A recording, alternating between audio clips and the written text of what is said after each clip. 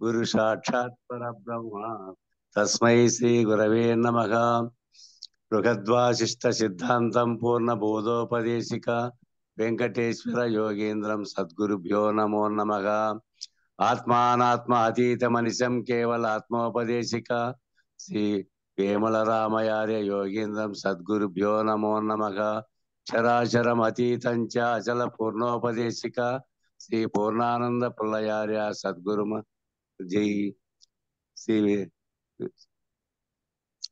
సర్వకాలాకాల ప్రత్యక్షం సర్వోత్తమ సుశాశ్వతం శ్రీ విరకితానంద వెంకటదాసార్య గురుం భజామి. అస్మద్గురు సమారంభం కృష్ణ సాందీప మధ్యమం ఓంకారపీఠ పర్యంతం వందే గురు పరంపరం. గురు పరంపరముకు జై. శ్రీ పూర్ణానంద పుల్లయార్యులకు జై. శ్రీ విరగితానంద వెంకటదాసార్యులకు జై. శ్రీ విష్ణానంద కృష్ణమూర్తార్యులకు జై. గురు పరంపరముకు జై. గురు భక్త మండలికి జై. జై గురుస్వాములు. జై గురు. జై గురు. టవర్ సరిగ్గా రాలేదన్నా. నిన్న సరిగ్గా లేదు. ఎక్కడికి అయింది నిన్న?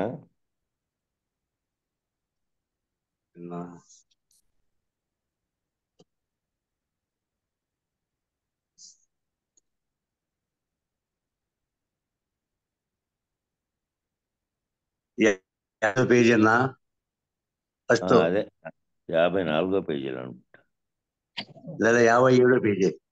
55 ఇంకా 55, 57 కాదు, 54వ పేజీలోనే అయిపోలే.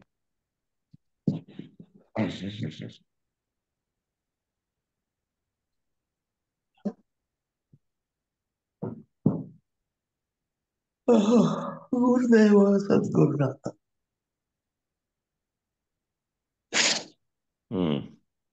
మ్యూట్ చేసుకోండి, అందరూ మ్యూట్ చేసుకోండి.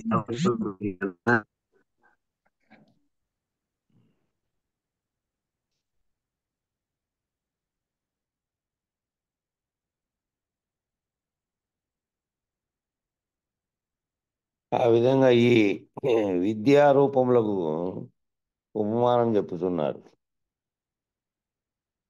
ఏమంటే ఏదైతే శ్రద్ధాశక్తి కలిగి విశ్వాసం కలిగి లక్ష్యం కొరకై తప్పించుతారో అది తపస్సు. ఆ తపస్సు అనగా ఇంద్రియములను ఇంద్రియార్థములందు ప్రవేశించనివ్వకుండా ఇంద్రియాలను లక్ష్యమందే ఉంచుటకు తప్పించుట, అది తపస్సు అంటే అర్థం. మీరు చెట్టు కిందనే చేస్తారో, ఇంట్లో చేస్తారో, లేకపోతే సంధ్యా సమయంలో చేస్తారో, నిద్రా సమయంలో చేస్తారో, జీవితకాలం అంతా చేస్తారో, ఎక్కడ చేస్తారో, ఒక్క క్షణమే చేస్తారో, ఇదంతా మీ యొక్క తహతహను బట్టి, శక్తి సామర్థ్యాలను బట్టి ఆధారపడి ఉంటుంది.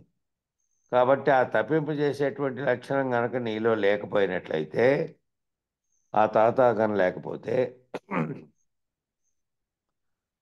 మీరు అది లేకపోయినట్టయితే, ఆ శ్రద్ధాశక్తులు కనుక లేకపోయినట్లయితే, ఆ దైవీ సంపద లేకపోయినట్లయితే, అవివేకి అయి మోక్షముకు దూరమై ప్రయోగ మార్గంలో పడిపోతారు. ప్రయోగ మార్గంలో పడిపోతారంటే మళ్ళా ఈ జగత్తుకు సంబంధించినటువంటి విషయ వ్యాపారములకు సంబంధించినటువంటి దీని పట్ల ఆసక్తిగా దీని వైపుకు పడిపోతారు. కాబట్టి ఎప్పటికప్పుడు జగద్ వ్యాపారానికి సంబంధించినటువంటి ఆకర్షణలు ఎప్పటికప్పుడుగా నిన్ను ప్రలోభ పెడతా ఉంటాయి. ప్రలోభ పెట్టి ఏం చేస్తుంటాయంటే అవిద్యారూపమైనటువంటి అజ్ఞాన రూపమైనటువంటి ఈ సంసార చక్రంలో బంధిస్తాయి. ఈ జగత్తులో స్త్రీ పుత్ర ధనాలు అంటే ఈ ఈశాత్రయమే అవిద్యా రూపములు. ఈ అవిద్యా రూపములకు ఉపమానం చెప్తున్నారు ఇక్కడ వింటున్న వాళ్ళందరిలో స్త్రీలే ఎక్కువ మంది ఉన్నారు. మీరు స్త్రీలు అని బహిరంగంగా చెప్తున్నారు. మరి ఏ స్త్రీలు అని అడగవచ్చు మీరు. ఇందాకే చెప్పారు కదా, స్త్రీలంటే ప్రకృతి స్వభావం కలిగినటువంటి, జీవ స్వభావం కలిగినటువంటి వారందరూ, శరీరమే నేనుగా జీవించే వారందరూ స్త్రీలే. ఈ పేర అయిపోయినట్టుంది నిన్న. అయిపోయిందే. దాని కింద పేరా ఆ. తీసుకో. ఉమ్. ఆ విధంగా ఎవరైతే స్త్రీలు అంటే శరీరపరంగానే కాక ప్రకృతి సంబంధించినటువంటి దేహదారులందరూ కూడా స్త్రీలే. అయితే వారిలో నడిపించేటువంటి ఏదైతే చైతన్యమైన ఆత్మ ఉందో అదేమో దేహములలో దేహమంతా దేహాలన్నీ కూడా ప్రకృతితో సంబంధించినవే. స్త్రీతో పోల్చారు, దేహిని పురుషునితో పోల్చారు. అయితే ఆత్మ విశేషం చేత ఆత్మానుభూతి వలన భౌతికమైనటువంటి ప్రయోజనాలు సిద్ధించవు. కాబట్టి ఆత్మ విశేషం చేత ఆత్మానుభూతి వలన భౌతికమైనటువంటి ప్రయోజనాలు అంటే శరీరంతో పొందే ప్రయోజనాలు దాంతో సిద్ధించవు. ఇట్లా మా అమ్మాయికి ఉద్యోగం ఆరోగ్యం రావాలి, అబ్బాయికి ఉద్యోగం రావాలి, ఇది అవదు, మా అమ్మాయికి పెళ్లి కావాలంటే అది అవదు. మరి దేని పట్ల ప్రయోజనం అంటే నీ లోపల అంతరంగిక పరిణామాన్ని పొందుతావు.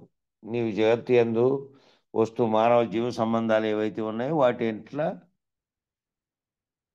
మోహం,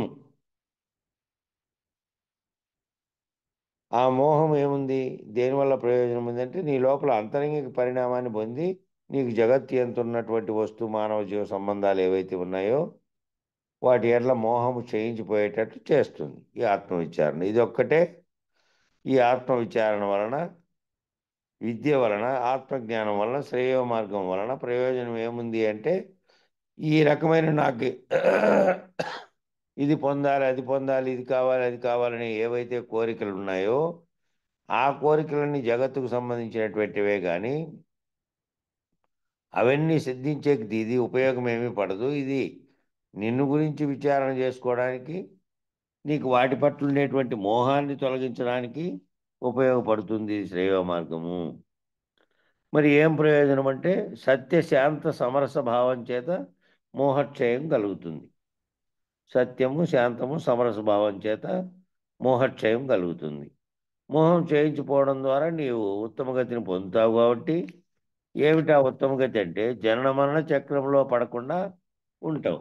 జనన మరణ చక్రంలో పడకుండా ఉంటే అదే ఉత్తమగతి. ఇంకా అజ్ఞానాంధకార రూపమైనటువంటి ప్రయోగ మార్గం అనుసరించే వాళ్ళు ఏం చేస్తారు, తమకు తాత్కాలికంగా అప్పటికప్పుడు ఒకవేళ సుఖం కలుగజేయవచ్చు, కానీ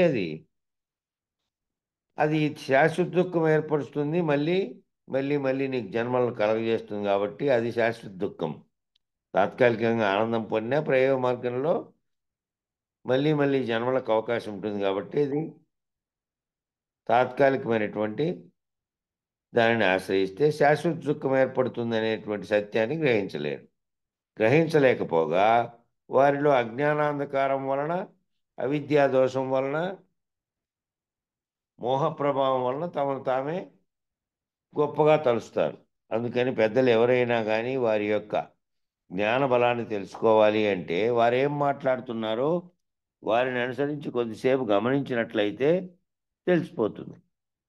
ఎవరి మాటలలో అయితే ఆత్మస్థుతి, పరనింద ఈ రెండు ఉంటాయో ఇవి అవిద్యకు ప్రథమముఖం. అంటారు. ఎవరైనా జ్ఞానబలాన్ని తెలుసుకోవాలంటే పెద్దలు మాట్లాడుతుంటే వారేం మాట్లాడుతున్నారో వారిని అనుసరించి మనం కొద్దిసేపు గమనించినట్లయితే ఎవరి మాటలలో అయితే ఆత్మస్థుతి అంటే తనను తాను పొగుడుకోవడం, తనను తాను స్తుతించుకోవడము, మళ్ళీ పరులను నిందించడము, ఈ రెండు ఉంటాయో ఎవరి దగ్గరైనా అట్లా ఉండేవాళ్ళు ఇవి అవిద్యకు ప్రథమముఖం. జ్ఞాని ఉండేవాడు తనను తాను పొగుడుకోవడం, ఇతరులను దూషించడం, ఈ రెండు గమనించామంటే అవిద్యా దోషంతో ఉన్నాడు అని అర్థం. అవిద్యా దోషం ప్రథమముఖం ఏమిటంటే ఆత్మస్థితి, పరనింద. తను తాను పొగుడుకోవడం, అహంభావంతో వ్యక్తీకరించుకోవడం, అభిమానంతో చూసుకోవడం, గొప్పగా చేసి చెప్పుకోవడం, తన యొక్క విద్వాంస లక్షణాన్ని, శాస్త్రజ్ఞైనటువంటి లక్షణాన్ని తన ఆజీవన పర్యంతము తాను చేసే పని పరిశోధనా ఫలాన్ని గొప్పగా చేసి ఎప్పుడైతే చెప్పుకుంటాడో, ఎప్పుడైతే పెద్దల యొక్క కృప చేత తాను సాధించినటువంటి వాటిని అన్నిటినీ తానే సాధించినట్టుగా ఎప్పుడైతే చెప్పుకుంటాడో, ఆ చెప్పుకునేదంతా కూడాను తన యొక్క విద్వాంస లక్షణాన్ని, చారిత్రజ్ఞమైనటువంటి లక్షణాన్ని ఇదంతా ఎప్పుడైతే చెప్పుకున్నాడో, తన యొక్క కర్తృత్వ భోక్తృత్వ అభిమానం ఎప్పుడైతే బలపరుచుకుంటాడో, అప్పుడు ప్రయోగ మార్గమైనటువంటి అజ్ఞానాంధకారంలో అవిద్య రూపంలో బంధకారణమైనటువంటి మోహరూపమైనటువంటి సంసారంలోనే చిక్కుంటాడు. ఆ మోహ కారణంలో ఉండేటువంటి ఆ విధంగా చెప్పేవాడు బంధంలోనే, ప్రయోగ మార్గంలోనే ఉంటాడు. తాను చేశాను, తాను గొప్ప అనేది ఎవరికైతే ఉంటుందో వాళ్ళు ఆ ప్రయోగ మార్గంలోనే చిక్కుంటారు. నేననే అహంకారం విడిచేటువంటి వారు కాదు. కాబట్టి చాలామంది వీళ్ళనే గురువులుగా భావిస్తారు. ఎవరైతే ఆత్మనిష్ఠులు కారో వారు గురువులు కాదు. ఎవరైతే అవిద్యా బలం చేత శాస్త్రజ్ఞులుగా, విద్వాంసులుగా, పండితులుగా, కార్మికమైనటువంటి బలం చేత, త్రిగుణ మాలిన్యం చేత కర్తవ్య కర్మల్ని కామ్య కర్మలుగా అనుష్ఠింపజేస్తూ, ఎవరైతే వీళ్ళు ఆత్మనిష్ఠులు గారో వారు గురువులు కాదు. ఎవరైతే ఆత్మనిష్ఠులు గారో వాళ్ళు గురువులు కాదు. ఎందుచేతనంటే అవిద్యా బలం చేత శాస్త్రజ్ఞులుగా, విద్వాంసులుగా, పండితులుగా, కార్మికమైనటువంటి మలం చేత, త్రిగుణ మాలిన్యం చేత కర్మలని కామిక కర్మలుగా అనుష్ఠింపజేస్తూ, వాళ్ళు కామ్య గురువులుగా అంటే తాను కర్తగాను ఉంటూ మళ్ళీ భోక్తగాను ఉంటూ రెండు పాత్రలను పోషించుకుంటూ త్రిగుణముల చేత, ఆ త్రిగుణ మాలిన్యం చేత కోరికల కోసమే కర్మలు చేస్తూ, కామ్య కర్మలు చేస్తూ, కామ్య గురువులుగా, నిషిద్ధ గురువులుగా ఉన్నటువంటి వారిని ఆశ్రయించినట్లయితే, అటువంటి గురువులను ఆశ్రయించినట్టయితే తప్పక మరింత బంధకారంలో చిక్కునేటువంటి అవకాశం ఏర్పడుతుంది. మళ్ళీ ఏమవుతారంటే మళ్ళీ వీళ్ళకుండే భ్రాంతిని పోగొట్టకుండా వీళ్ళని మళ్ళీ భ్రాంతిలోనే ఇరుక్కునేటట్టు చేస్తారు వాళ్ళు. కాబట్టి తప్పక మోహం బలపడే అవకాశం ఏర్పడుతుంది. మోహం క్షీణించే అవకాశానికి బదులు మోహం బలపడేటట్టు చేస్తారు ఈ నిషిద్ధ గురువులుగా చెప్పబడినటువంటి వారు. ఆ 8 గురువులు అష్టవిధ గురువులు అని ఇంతకుముందు చెప్పారు. వాచక గురువు, బోధక గురువు, కామ్య గురువు, నిషిద్ధ గురువు అని వాళ్ళల్లో ఈ రకాలైనటువంటి చెప్పారు. ఒక పరమ గురువు అని ఒకటి చెప్పారు. ఆ పరమ గురువు తప్ప మిగిలిన గురువుల వల్ల కొంతమంది వల్ల ప్రయోజనం ఉన్నప్పటికీ, నిషిద్ధ గురువుల వల్ల, మోహాన్ని భ్రాంతిని కలిగించే గురువుల వల్ల ఇంకా బంధకారంలో చిక్కునే అవకాశం ఉంటుంది తప్ప మోక్షం వచ్చే అవకాశం లేదు. ఎందుకంటే మోహమే బలపడే అవకాశం ఉంటుంది. అందువల్ల ఏమైపోతావు అంటే ఒక గుడ్డివాడు మరో గుడ్డివాడిని వెంబడితపోయినట్టు అవుతుంది. అట్లా మరో గుడ్డివాడిని వెంబడితపోయినందువల్ల ఏమవుతుందంటే వానికే తెలియదు కాబట్టి, ఒక గుడ్డివానికి ఇంకా వీడు ఇంకోనికి దారి చూపించలేడు కాబట్టి, అటువంటి గురువు దగ్గరికి పోతే ఆత్మానుభూతి లేనప్పుడు శిష్యులకి ఈ ఆత్మానుభూతిని అందించగలిగేటటువంటి శక్తి అతనికి ఉండదు. అతనికే ఆత్మానుభూతి లేనప్పుడు, అతనికే నిత్యానిత్య వస్తు వివేకం లేనప్పుడు, అతనే భ్రాంతిలో కొట్టుమిట్టాడుతున్నప్పుడు ఇక ఏమీ అందించలేడు.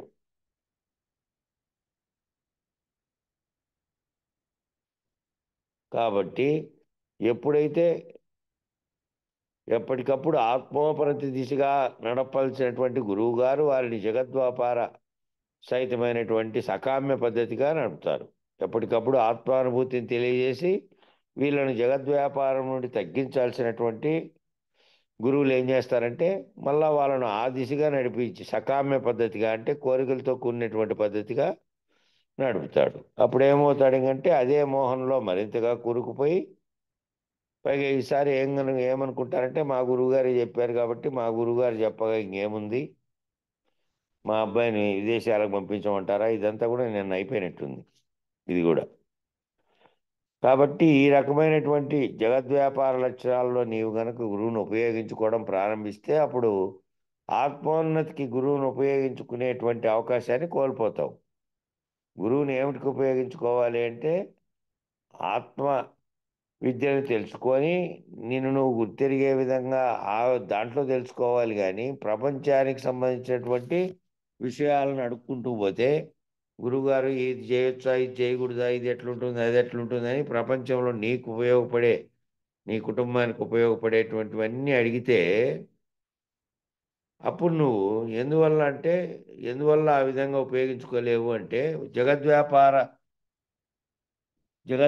అంటే ప్రపంచానికి సంబంధించినటువంటి, నీకు సంబంధించినటువంటి, సంసారానికి సంబంధించినటువంటి వాటి కోసం ఉపయోగించుకుని ప్రారంభిస్తే అప్పుడు ఆత్మోన్నతికి గురువు ఉపయోగించుకునే అవకాశాన్ని కోల్పోతావు. కాబట్టి మళ్ళీ ఆ గురువు అప్పుడు నీకు ఎట్లా కనబడతాడంటే నీ కోరికలు, నీ సందేహాలు, నీ సంసారగత సంబంధమైనటువంటి విషయాలను తీర్చేటటువంటి సాధారణమైనటువంటి విద్వాంసుడు, పండితుడు, శాస్త్రజ్ఞుడు, సాధారణమైనటువంటి జ్యోతిష్యుడిని అడిగినట్టు, లేదంటే సాధారణమైనటువంటి ఎవరైనా విద్వాంసుడు ఉంటే, పండితుడు ఉంటే అడిగినట్టు, ఒక పూజారిని అడిగినట్టు అయిపోతుంది. కామ్యక కర్మల యందు, ధర్మముల యందు, శాస్త్రముల యందు విశేషమైన పాండిత్యం కలిగి సలహాలు ఇచ్చేటటువంటి వారు సలహాదారుగా ఉపయోగపడతారు తప్ప నీ ఆత్మోన్నతికైతే, ఆత్మజ్ఞానాన్ని పొందడానికైతే, మోక్షాన్ని పొందడానికైతే, విద్యావంతుడు అవడానికి కానీ ఉపయోగపడరు. కాబట్టి నువ్వు శ్రేయో మార్గంలో నడవడానికి సరైనటువంటి సద్గురుమూర్తిగా నీకు అతను ఉపయోగపడలేడు. అట్లా ఏవైతే సలహాలు ఈ విధమైనవి ఇస్తా అంటారో నీ కుటుంబానికో, లేకపోతే నువ్వు ప్రపంచ విషయాల్లో ఏ విషయాల్లో అయితే నీ వ్యాపారము నీవి జరుగుతున్నాయో వాటన్నిటికీ సలహాలు ఇచ్చే పండితులుగా ఉండేవాళ్ళు, అట్లా ఉండేవాళ్ళు ఎప్పటికీ కూడా సద్గురుమూర్తిగా ఉపయోగపడలేరు. ఎందుకంటే నువ్వు అడిగే కోరికలన్నీ నీ కామ్య కోరికలు కాబట్టి. అంటే నీ అడిగే కోరికలన్నీ నీకు సంబంధించినవి, జగత్తుకు సంబంధించినవి, కుటుంబానికి సంబంధించినవి, ప్రపంచానికి సంబంధించినవన్నీ అడుగుతూ ఉంటే వాటికి సంబంధించిన సలహాలు, వాటికి సంబంధించినవన్నీ కూడా మళ్ళీ మోహాన్ని కలిగించేటివే కాబట్టి అది శ్రేయో మార్గం కాదు. కాబట్టి అది ప్రేయో మార్గం అవుతుంది. కాబట్టి సద్గురుమూర్తిగా ఉపయోగపడలేడు. కాబట్టి గురువును ఎట్లా ఉపయోగించుకున్నామనేటటువంటి అధికారిత్వం కూడా చాలా ముఖ్యమైనటువంటిది. ఒక గుడ్డివాడు మరో గుడ్డివాడిని ఆశ్రయించిన పద్ధతిగా ఉండేదేమో అవిద్యా పద్ధతి, మోహ పద్ధతి, ప్రేమ మార్గ పద్ధతి. వాడు మళ్ళీ ఏం తీసుకెళ్తాడు? వీనికి ఎంత కనపడితే వానికి అంతే కదా, కనపడేదే లేదు ఇద్దరికి. కాబట్టి ఇద్దరు గుడ్డివారైతే పొందే ఫలం కూడా అంధకారమే. కాబట్టి పరలోక ప్రాప్తి సాధనము, ఆముష్మిక సాధనము, ఆధ్యాత్మిక మార్గము, ఆత్మయే సర్వాధికము అనేటటువంటి మార్గాలలో ప్రవేశించాలి. అంటే మానవులందరూ తప్పక తపోనిష్ట కలిగి ఉండాలి. తప్పక ఇంద్రియార్థములందు అవి కోరినటువంటి వాటి యందు ప్రవేశించక నిరోధించి, ఇంద్రియాలు ఏ విధంగా అవి కోరతాయో ఆ ఇంద్రియార్థమైనటువంటి ఆ కోరికల్లోకి ప్రవేశించకుండా, వాటి యందు ప్రవేశించనీయకుండా నిరోధించగలిగి నువ్వు ఇంద్రియాలను నువ్వు అదుపులో పెట్టుకొని జితేంద్రియుడు కావాలి. జితేంద్రియుడిగా నువ్వు ఉంటే అప్పుడు ఇంద్రియాలు చెప్పినట్టుగా పోకుండా నిరోధించి నీ లక్ష్యమైనటువంటి ఆత్మవిచారణ జ్ఞానమును ప్రవేశిస్తావు. అట్లా మనోబుద్ధులని ఆత్మయందు సంయమింపజేయాలి. మనస్సు, బుద్ధిని అంతటిని ఆత్మయందు సంయమింపజేయాలి. మనోబుద్ధులను చైతన్య స్థితి యందు సంయమింపజేసి ఇంద్రియములను మనోబుద్ధుల యందు, మనోబుద్ధులను చైతన్యమందు, చైతన్యమును తన మూలమైనటువంటి పరమాత్మ యందు ఎవరైతే సంయమింపజేస్తారో వారి ఆధ్యాత్మిక సాధనలో పురోగమించేటటువంటి వారు. అంటే సాంఖ్యంలో విచారించినప్పుడు ఏదైతే సృష్టికి కారణమైనది వచ్చినప్పటి నుంచి అన్నీ వివరించుకుంటూ వచ్చారో అట్లా వెష్టి మళ్ళీ వెనక్కి తనలోకి చూసుకొని తాను దేహ సంబంధమైన వాటి కాకుండా తనకు చైతన్యమైతే ఏదైతే దేనివల్ల కలుగుతోందో ఆ చైతన్య స్థితి యందు సమీపింపజేయాలి మనోబుద్ధులను. ఆ చైతన్య స్థితి తనకు మూలమైనటువంటి ఏదైతే తాను రావడానికి, జగత్తు రావడానికి మూలం ఏ చైతన్యము అంటే సమిష్టి చైతన్యంగా ఉండే పరమాత్మ చైతన్యం నుంచి వచ్చింది అని ఎవరైతే దాంట్లో కలుపుతారో, దాంట్లో ఉపశమింపు చేస్తారో, దాంతో కలిపి సంయమింపు చేస్తారో వాళ్ళు ఆధ్యాత్మిక సాధనలో పురోగమించే స్థితిలోకి పోతారు. అటువంటి ఆత్మవిద్యను గ్రహించవలసినటువంటి అవసరం ఉంది. ఈ ఆత్మవిద్యకి అత్యంత ముఖ్యమైనటువంటి అధికారిత్వంలో ఉన్న లక్షణాలు చెబుతున్నారు. ఈ ఆత్మవిద్యకు అధికారిత్వంలో ఉండాల్సినటువంటి ముఖ్యమైన లక్షణాలు చెబుతున్నారు. ఏమిటంటే అహింస, సత్యము, శౌచము, బ్రహ్మచర్యము, అపరిగ్రహము మొదలగు వారిని యమనియమాదుల యొక్క లక్షణాలన్నింటినీ ఇక్కడ వివరిస్తున్నారు. యమనియమాలని పెట్టారు కదా, ఆ నియమాల ప్రకారము నియమంగా ఉంటే ఎవరైతే ఈ ఆత్మవిద్యను తెలుసుకోగోరుతున్నారో వాళ్ళు ముందు అధికారిత్వాన్ని అవన్నీ పొందడానికి అధికారిత్వాన్ని సాధించాలి అంటే వాళ్ళకు కొన్ని లక్షణాలు ఉండాలి. అహింస, సత్యము, శౌచము, బ్రహ్మచర్యము, అపరిగ్రహము మొదలగు యమనియమాదుల యొక్క లక్షణాలన్నీ వివరిస్తున్నారు. ఈ అహింస, సత్యము, బ్రహ్మచర్యము, అపరిగ్రహము ఈ లక్షణాలని మానవులందరూ ఆచరించాలి అని చెప్తున్నారు. ఇక వాటికి కింద ఇచ్చారు, కింద వివరణ ఉంది దానికి. అభయం సత్వ సంశుద్ధి జ్ఞానయోగ వ్యవస్థితి దానం దమచ్చ యజ్ఞచ్చ స్వాధ్యాయ స్తవ ఆర్జవం అహింసా సత్యమక్రోధ త్యాగ శాంతిరపై శాంతిరపైశునం దయాభూతేష్యలోలుప్త్యం మార్ధవం హ్రీరచాపలం తేజ క్రమాధృతి శౌచమద్రోహో నాతిమానిత భవంతి సంపదం అభిజాత్యస్య భారత. ఇది భగవద్గీతలోదే 16 శ్లోకంలో 1, 2, 3 ఆ 3 శ్లోకాలని కలిపి ఒకటే చోట ఇచ్చారు. ఈ 26 దైవీ గుణములను ప్రయత్న సాధ్యంగా అలవర్చుకొని జీవించవలను. 26 దైవీ గుణాల గురించి ఇక్కడ చెబుతున్నారు. ఇవి ప్రయత్న సాధ్యంగా మనం ప్రయత్నించి దీన్ని అలవర్చుకొని జీవించాలి అని. ఒకటి ఏంటంటే భయం లేకుండుట, 26 చెప్పారు ఇక్కడ. ఆ 26 ఒకటి భయం లేకుండుట, 2 చిత్తశుద్ధి కలిగి ఉండుట, 3 జ్ఞానయోగము, జ్ఞానం తెలుసుకుంటూ ఉండే యోగాల్లో ఉండడం ఎప్పుడు, 4 దానం చేయడం, ఏదైనా తనకున్నది తన వరకు ఉంచుకొని మిగిలినది అని అనుకుంటే దానం చేయడం. 5 బాహ్యేంద్రియ నిగ్రహము. బాహ్యేంద్రియ నిగ్రహం అంటే కనపడుతున్నటువంటి ఈ శరీర అవయవాలుగా ఉండి వాటి ఇంద్రియాల కోరికలు వాటిన్నిటిని నిగ్రహించడం. మళ్ళీ అంతరేంద్రియ నిగ్రహం అనేదేమో మనసు, బుద్ధి, చిత్తం, అహంకారం అనే 4 అంతరేంద్రియాలను నిగ్రహించుకోవడం, అది అంతరేంద్రియ నిగ్రహం. ఇది బాహ్యేంద్రియ నిగ్రహం అంటే శరీరేంద్రియాలుగా ఉన్నటువంటివి, కర్మేంద్రియాలు ఇవన్నీ ఉన్నాయి కదా, ఈ ఇంద్రియాలను కూడా అదుపులో ఉంచుకోవడం. 6వది జ్ఞానయజ్ఞం, జ్ఞానాన్ని ఒక యజ్ఞంలాగా చేయడం. 7వది స్వాధ్యాయము, సొంతంగా స్వయంగా కూడా అధ్యయనం చేయడం. 8వ తపస్సు. తపస్సు అంటే తాను ఏదో ఒక లక్ష్యాన్ని పెట్టుకొని దాని మీద నిరంతరం భావం చెంది ఉండడం. ఇక కపటం లేకునుట. కపటం అంటే చెప్పడానికి మాట్లాడడం, మోసపూరితంగా మాట్లాడడం ఇట్లాంటివి లేకుండా ఉండడం. ఇక 10వది అహింస. అహింస అంటే దాని మీద చాలా పెద్ద చర్చ జరిగింది. అహింస అంటే ఏదో ఒకరిని బాధించడం, కొట్టడం, తిట్టడం, అది జీవుల్ని హింసించడం, చంపడం ఇట్లాంటివన్నీ కాదు. కేవలం అన్ని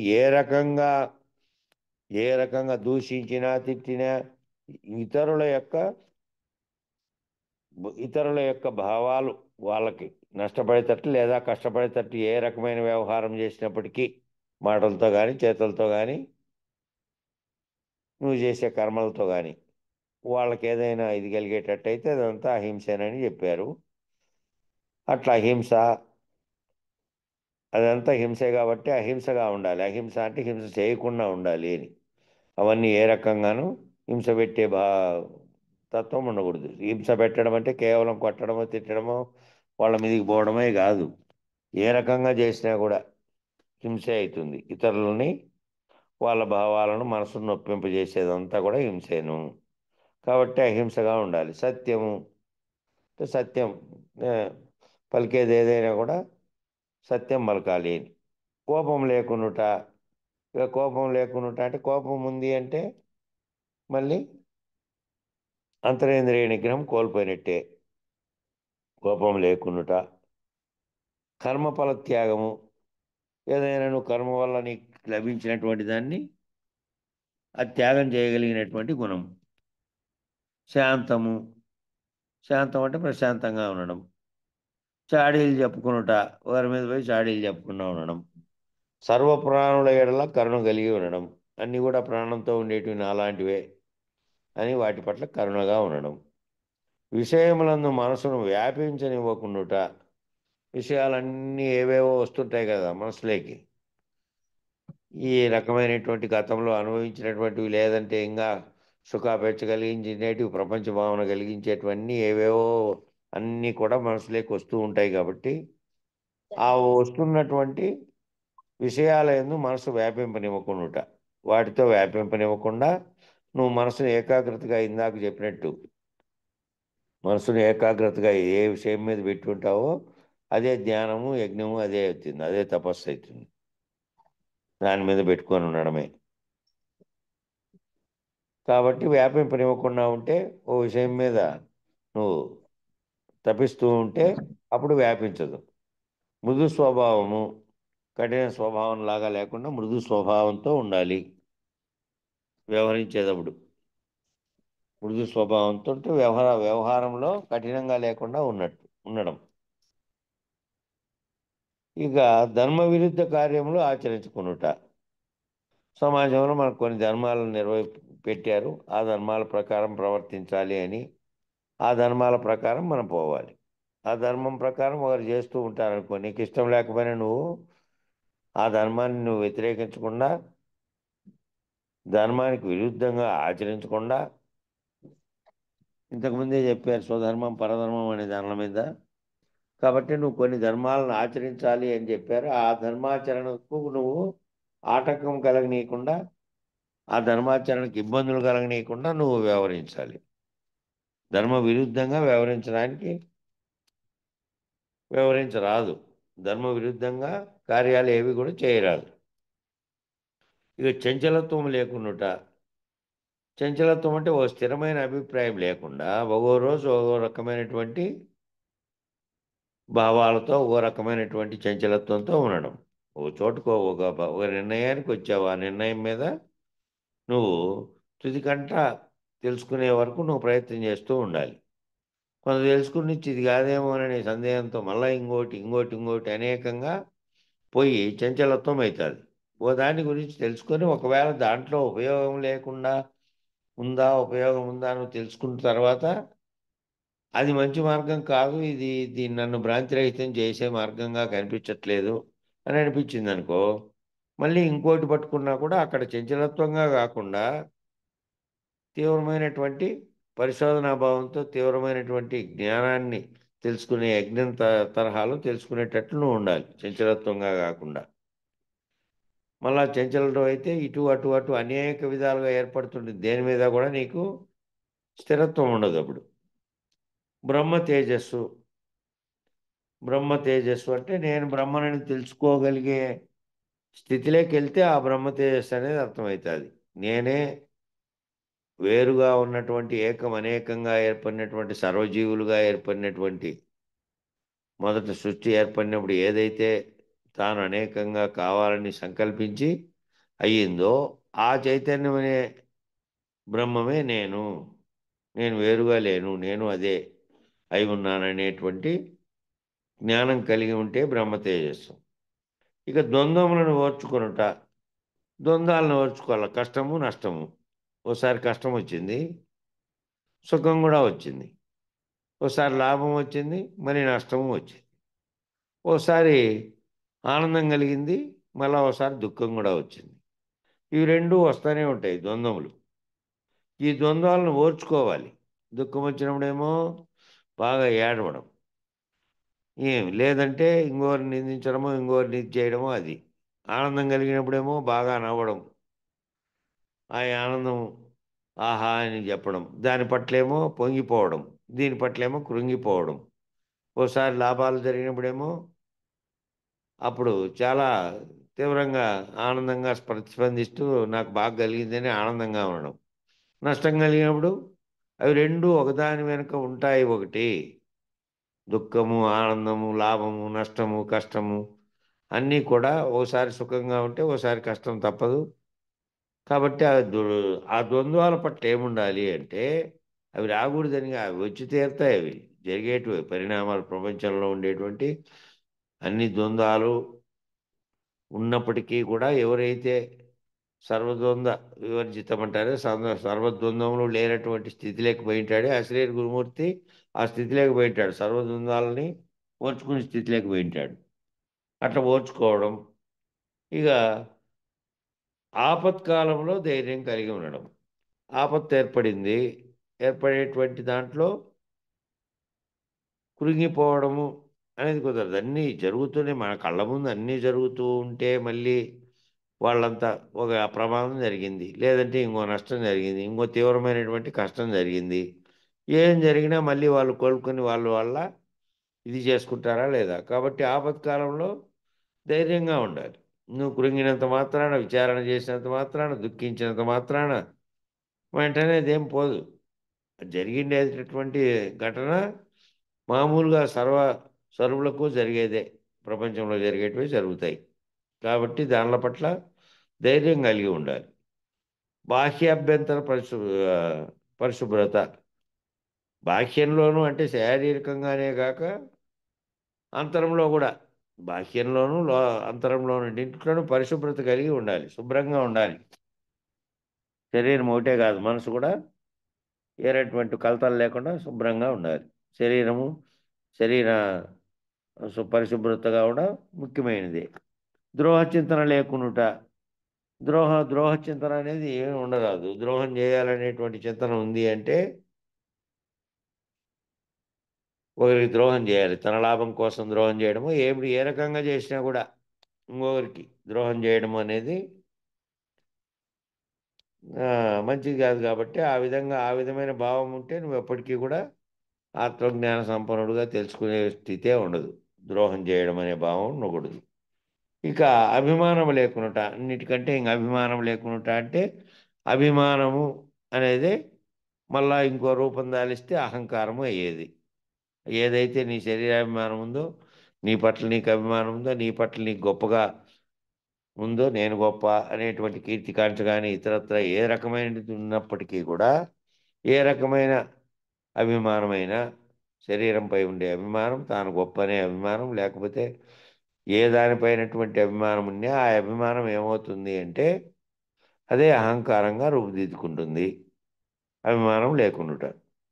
ఇట్లా ఈ 26 చెప్పారు. ఈ 26 కలిగి ఉండేవారు అధికారిత్వాన్ని, ఈ బోధలో, వేదాంత బోధలో అధికారిత్వాన్ని కలిగి ఉంటారు, ఇవన్నీ ఉంటే అని చెప్తున్నారు. ఇక బ్రహ్మచర్యము అన్న దాంట్లో ప్రతి ఒక్కరికి సందేహం కలగవచ్చు. బ్రహ్మచర్యం అంటే ఇంక మరి మనం ఇట్లా దీంట్లోకి వచ్చాము, రాజయోగంలో ఉన్నాం, కుటుంబ వ్యవస్థను కలిగి ఉన్నాం.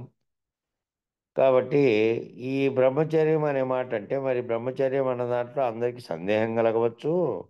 అయితే బ్రహ్మచర్యం అంటే అర్థం ఏమిటి అంటే బ్రహ్మమునందు చరించుట అనగా అర్థం ఏమిటంటే ఇంద్రియములు ఇంద్రియార్థముల యందు పనిచేస్తున్నప్పటికీ నేను బ్రహ్మమును, నేను సాక్షిని ఎవరైతే విలక్షణముగా ఉంటారో ఆ ఇంద్రియ సుఖమును తాను అనుభవించడు. శారీరక చర్య అది. ఉపచర్యల్లో ప్రవర్తించినటువంటి సందర్భాలు ఏర్పడినప్పటికీ కూడా సంయమేంద్రియుడై ఇంద్రియ జయాన్ని కలిగి ఉండి నామమాత్రమై నిమిత్త మాత్రుడై ఉంటాడు.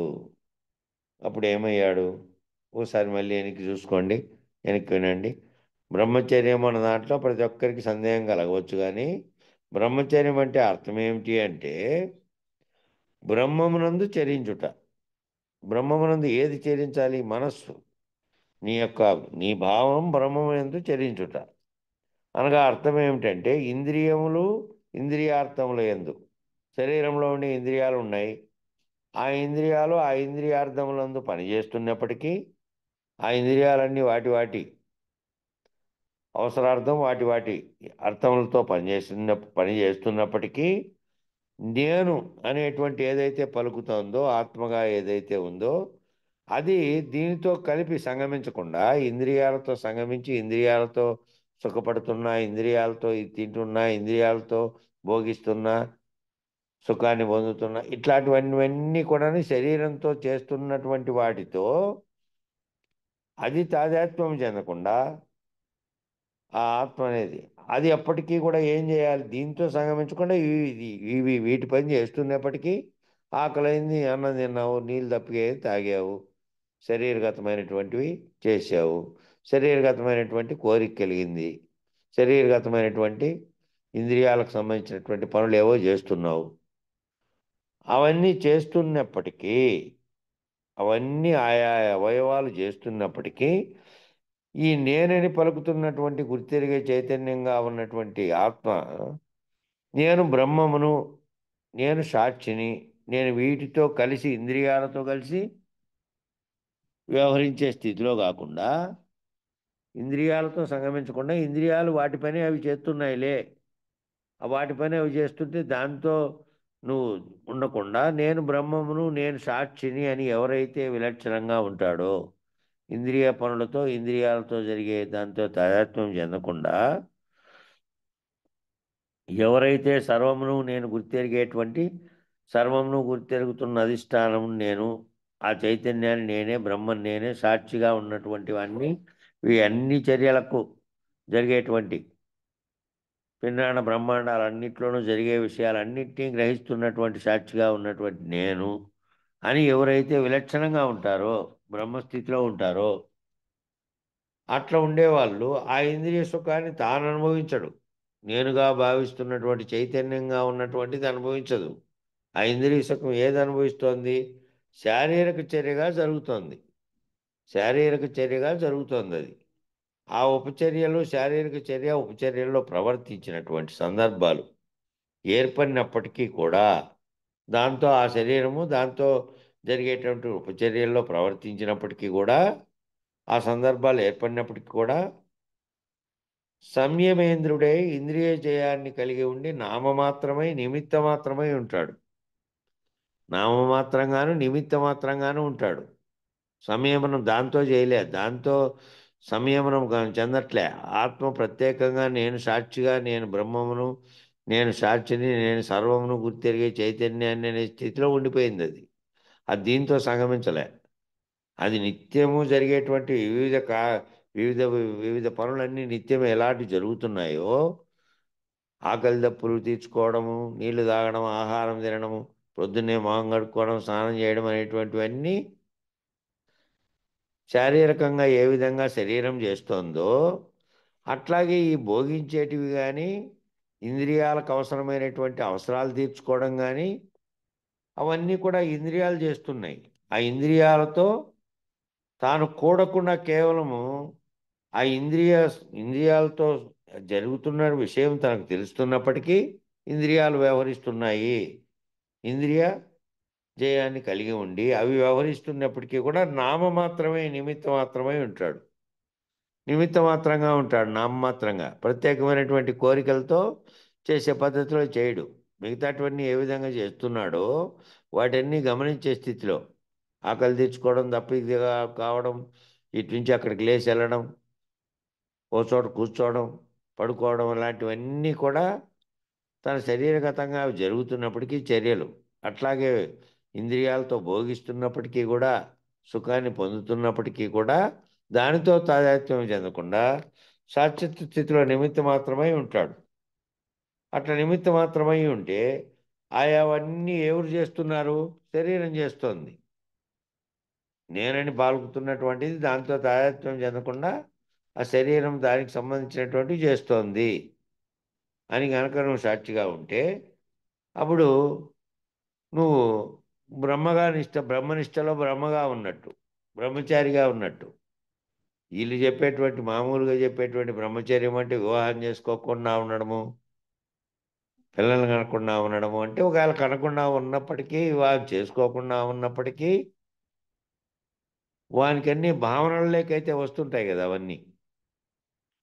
కాబట్టి భావనల్లో దానితో తాదాత్మ్యం చెందకుండా శరీరగతమైనటువంటివన్నీ జరుగుతూ ఉంటే దాంతో నువ్వు పోయి సంగమించకుండా సాక్షిగా దానికి అతీతంగా నువ్వు ఉండాలి.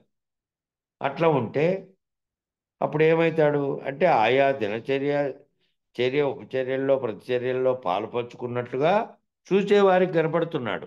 చూసేవారికి అందరికీ ఏం కనపడుతున్నాడంటే ఆయన కూడా ఆయన చూడప్ప తింటున్నాడు, ఆయన కూడా అన్నం తింటున్నాడు, ఆయన కూడా నీళ్ళు దప్పికైతే తాగుతున్నాడు, ఆయన కూడా అందరిలాగే నిద్రపోతున్నాడు, ఆయన కూడా అందరిలాగే పెళ్లి చేసుకున్నాడు, పిల్లల్ని అన్నాడు.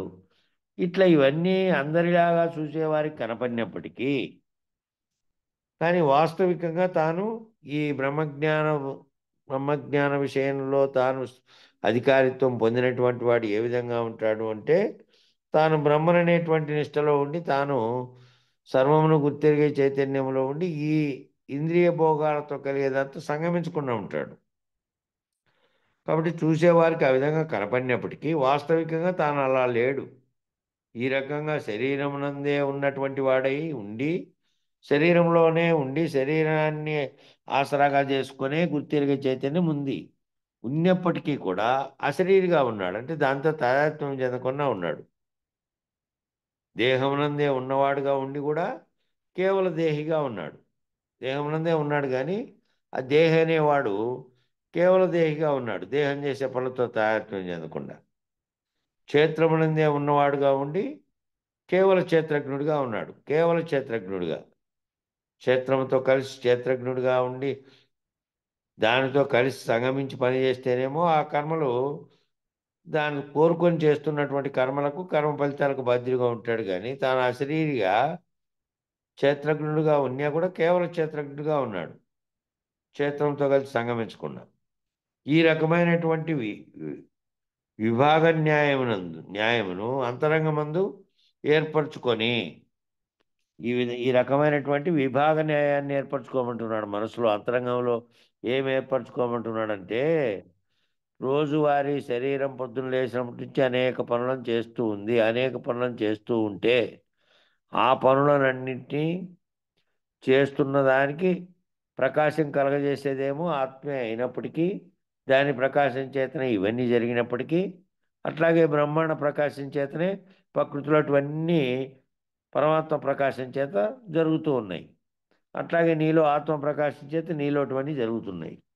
నీలోటివన్నీ జరిగినప్పటికీ కూడా నువ్వు కేవలం విభాగ న్యాయంతో చేయాలి. ఏది ఈ పనులన్నిటి వాటి వాటి అవసరాల నిమిత్తం ఆయా ఇంద్రియములు చేస్తున్నా కూడా అది నేను చేస్తున్నాననే భావంతో దాంతో సంగమించకుండా కనుక నువ్వు రకమైనటువంటి సాక్షి స్థితిలో ఉంటే బ్రహ్మీభూత స్థితిలో ఉంటే ఆ రకమైనటువంటి విభాగ న్యాయంతో ఉంటే కనుక అంతరంగంలో అంతరంగమందు ఏర్పరచుకుంటే అప్పుడు బుద్ధిని కనుక చైతన్యమునందు సంయమింపజేసేటువంటి సాధనని బుద్ధిని ఏం చేయాలంటే బుద్ధి చైతన్యంలోనే సంగమించాలి. శరీరంతో సంగమించకుండా ఉండేటువంటి సాక్షిత్వ స్థితికి పోవాలి.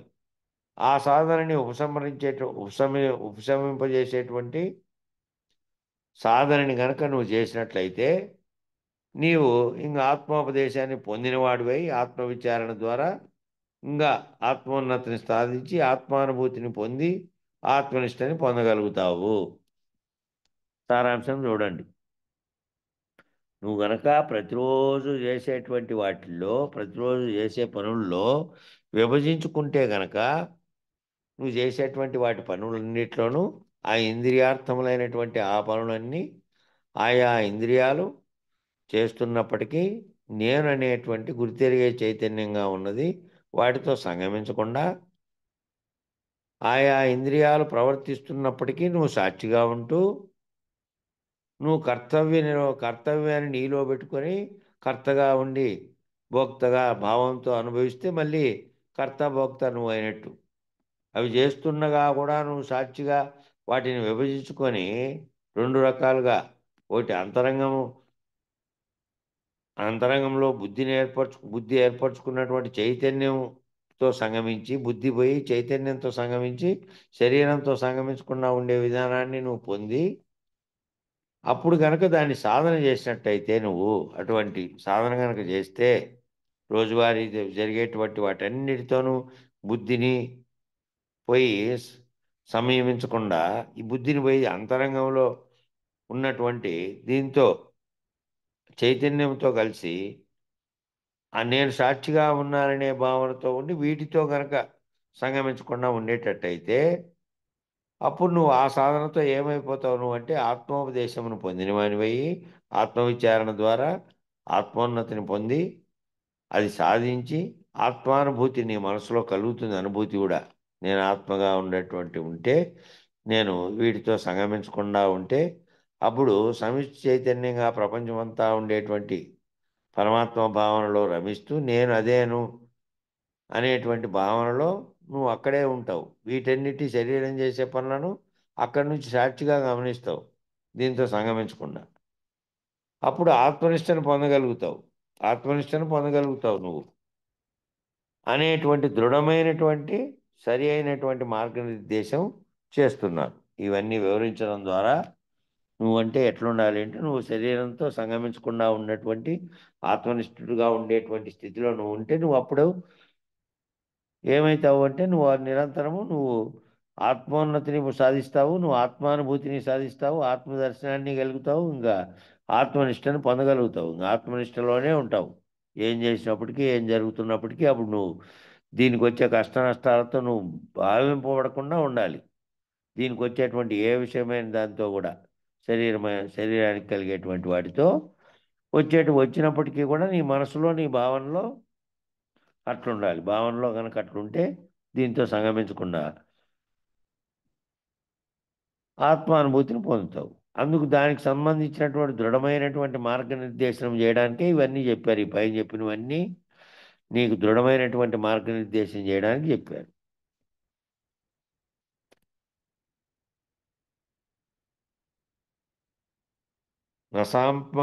నసాంప్రదాయ నసాంపరాయ ప్రతిభాతి బాలం ప్రమాద్వస్తం విత్తమోహేన పాదం ఆయం లోకే నాస్తి పరైతి మాని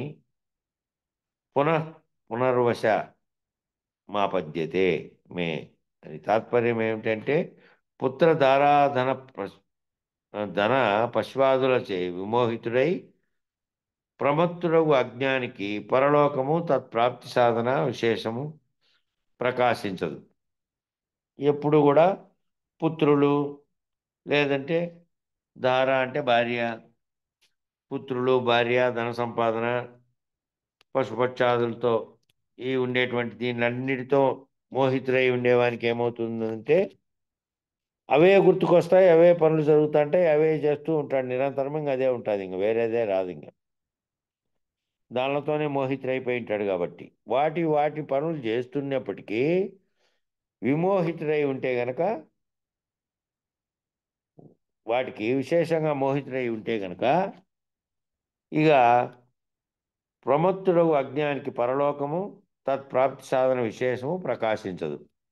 ఇక ఇట్లా ఈ మత్తులో ఉండేవానికి ఏమవుతుందంటే అటువంటి అజ్ఞానికి పరలోకం గురించి ఆలోచించేది కానీ లేదంటే దాని యొక్క ప్రాప్తి సాధన విశేషం కానీ ప్రకాశించదు, వానికి గుర్తుకు రాదు. ప్రకాశించదంటే గుర్తుకు రాదని ఇచ్చినాడు బ్రాకెట్లో. అవి గుర్తుకు రావట. ఏవి? పరలోకం గురించిన చింతన కానీ దాన్ని ప్రాప్తించుకునే సాధనా విశేషం కానీ ప్రకాశించదంట, గుర్తుకు రాదంట. ఆ విధంగా ఎందుకు రాదు అంటే నిరంతరం ఇదే ఉంది కాబట్టి మనసులో.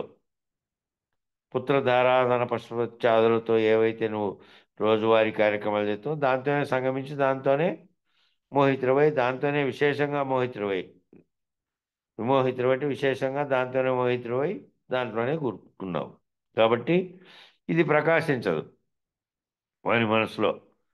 ప్రత్యక్షంగా కనపడినది ఏ లోకమనియో, ఈ ప్రత్యక్షంగా ఏదైతే కనపడుతుందో కంటి ముందర కనపడుతోంది కదా, అంతా జగత్తు కనపడుతోంది, అందరూ చేసే పనులు కనపడుతున్నాయి, అన్ని నీకు అవన్నీ కనపడి తాదాత్మ్యం చెందింపజేస్తున్నాయి కాబట్టి, అవన్నీ ఆకర్షిస్తున్నాయి కాబట్టి వానికి ఏం కనపడుతుంది? ప్రత్యక్షంగా కనపడేదే లోకం అనుకుంటాడు.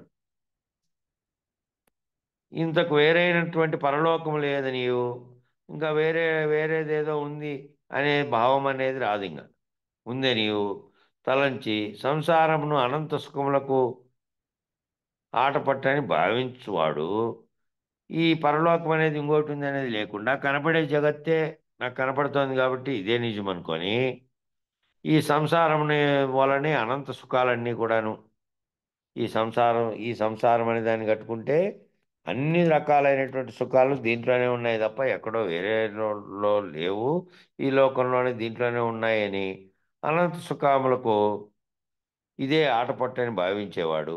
ఈ శరీరము దీంతో కలిగేటివే, కనపడేటువంటి జగత్తుతోనూ దీంతోనూ కలిగేటివే అనంతమైనటువంటి సుఖాలు దీంట్లోనే ఉన్నాయి అని భావించేవాడు. మాటి మాటికి పుట్టుచు చచ్చుచు, మాటి మాటికి తాను పుడుతూ చస్తూ నా అధీనుడవుతున్నాడు. ఇది కృష్ణుడు భగవద్గీతలో చెప్పిన శ్లోకాన్ని చెప్పి దానికి అర్థంగా చెప్తున్నారు. ఇట్లా ఈ విధమైనటువంటి పుత్రులు, భార్య, పిల్లలు, ధనము, పశువులు, వీటన్నిటికీ బాగా మోహితుడైనటువంటి వాడు, దీనికే బానిసైనటువంటి వాడు, తత్ప్రాప్తి సాధన విశేషం ప్రకాశించదు వానికి. ఆ యజ్ఞానికి పరలోకం అనేటువంటి ఆలోచన కానీ దాన్ని సాధించడానికి కావలసినటువంటి విజ్ఞానం కానీ రాదు. ఆ విశేషం ప్రకాశించదంటే గుర్తుకు రాదు. ప్రత్యక్షంగా కనబడేదే లోకం అనుకుంటాడు. ప్రత్యక్షంగా కనబడేటువంటి లోకంలో ఏదైతే సంసారంగా బాధ్యతగా నువ్వు చేపడుతున్నావో శరీరం ద్వారా అదే అనంత సుఖాన్ని ఇచ్చేది అదేను అని భావిస్తాడు.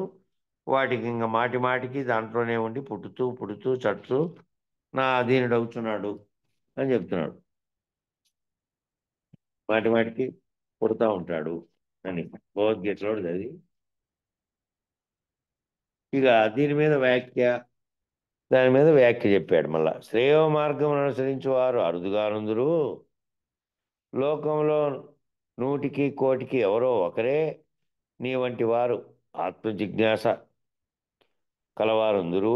మానవులలో అనేకులు ఆత్మను గురించి వినుటకు నోచుకున్నారు. ఇట్లా శ్రేయో మార్గం అనుసరించేవారు అరుదుగా ఉంటారు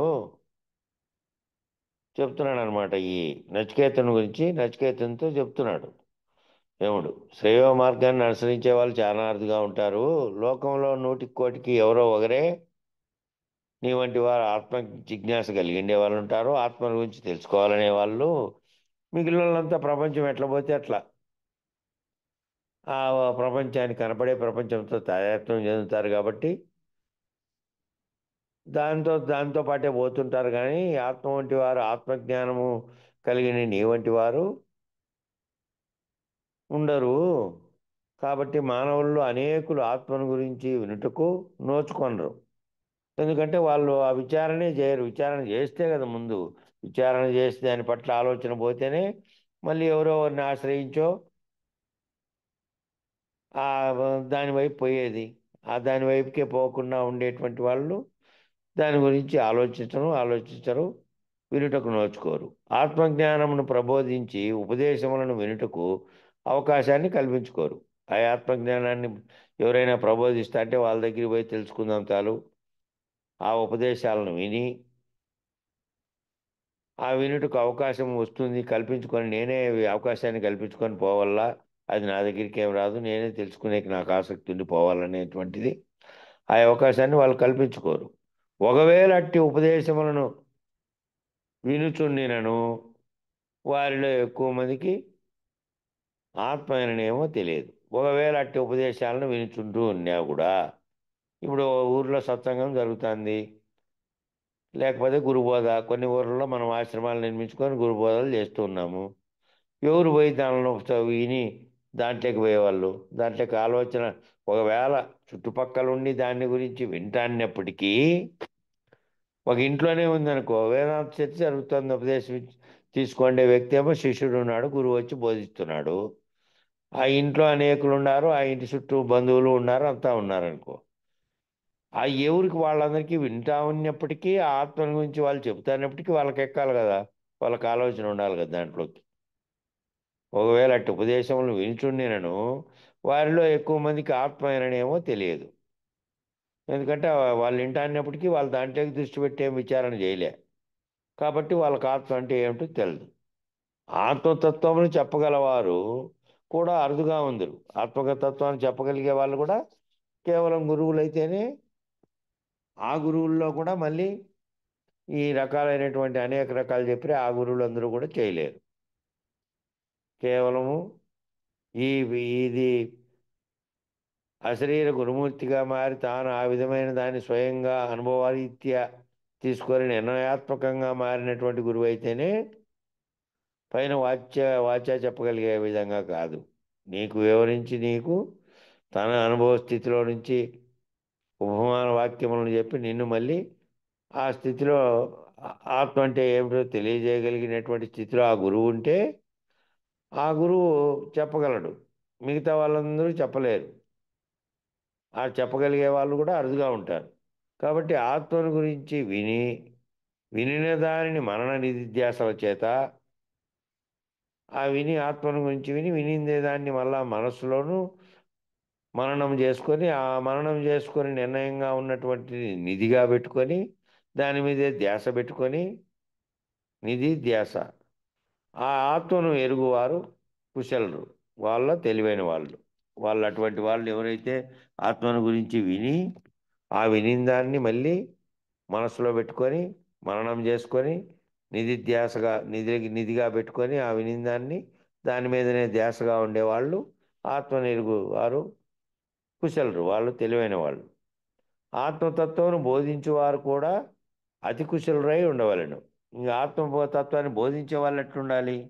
ఈ వినేవాళ్ళు ఎంత కుశలతతో ఉన్నారో, ఎంత తెలివిగా ఉన్నారో, ఎంత తెలివిగా వినిన దాన్ని మళ్ళీ మననం చేసుకొని మళ్ళీ నిధిగా ఉంచుకొని మళ్ళీ ఆధ్యాసలోనే ఏ విధంగా ఉన్నారో అదే విధమైనటువంటి అతి కుశలురై ఉండాలి వీళ్ళు బోధించేవాళ్ళు. బోధించే గురువు ఇంకా తెలివైన వాడై ఉండాలి. అట్టి నిపుణుడైనటువంటి ఆచార్యుని చేత బోధించబడి అట్టి నిపుణుడైనటువంటి ఆచార్యుడై ఉండాలి.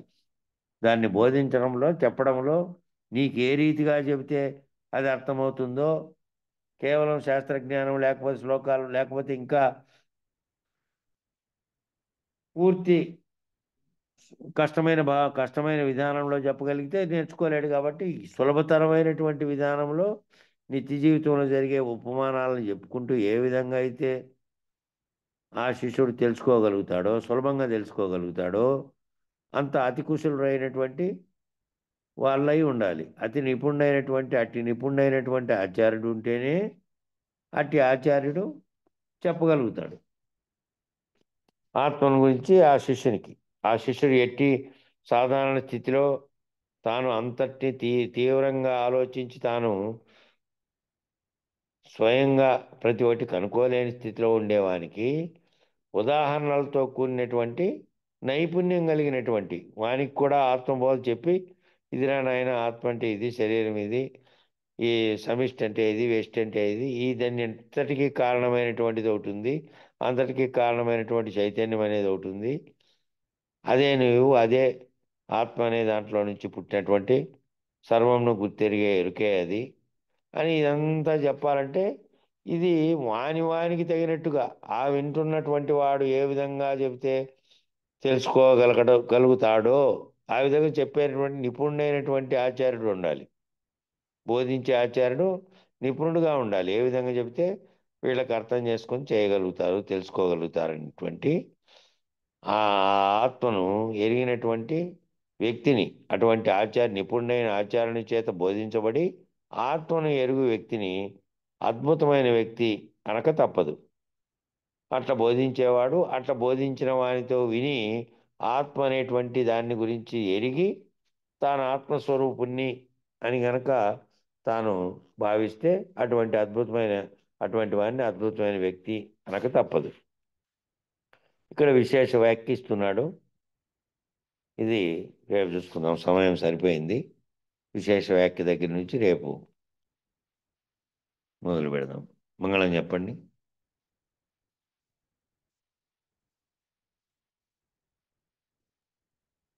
మంగళం శ్రీ గురుదేవాయ మహనీయ గుణాత్మనే సర్వలోక శరణ్యాయ సాధు రూపాయ మంగళం. ఓం శాంతి శాంతి శాంతి. జై శ్రీ పూర్ణానంద ప్రళయాల మహాప్రభుకు జై. శ్రీ వెంకటానంద వెంకటదాసార్యులకు జై. శ్రీ విష్ణానంద కృష్ణమూర్తార్యులకు జై. శ్రీ గురు భక్త మండలికి జై. గురు పరంపరంకు జై. గురు జై గురు. జై గురుదేవ, జై గురు. జై గురు స్వామి. జై గురు. అందరికి జై గురు అమ్మ. అందరికి జై గురు స్వామి. జై గురు. గురుదేవ. జై గురుదేవ స్వామి. జై గురు. జై గురు. జై గురు అమ్మ. జై గురు. నమస్తే గురుదేవ. నమస్తే. నమస్తే వెంకటేశ్వర. జై గురు. అయ్యో తెలుసు, నాకు తెలియదులే. జై గురు అమ్మ. జై గురు.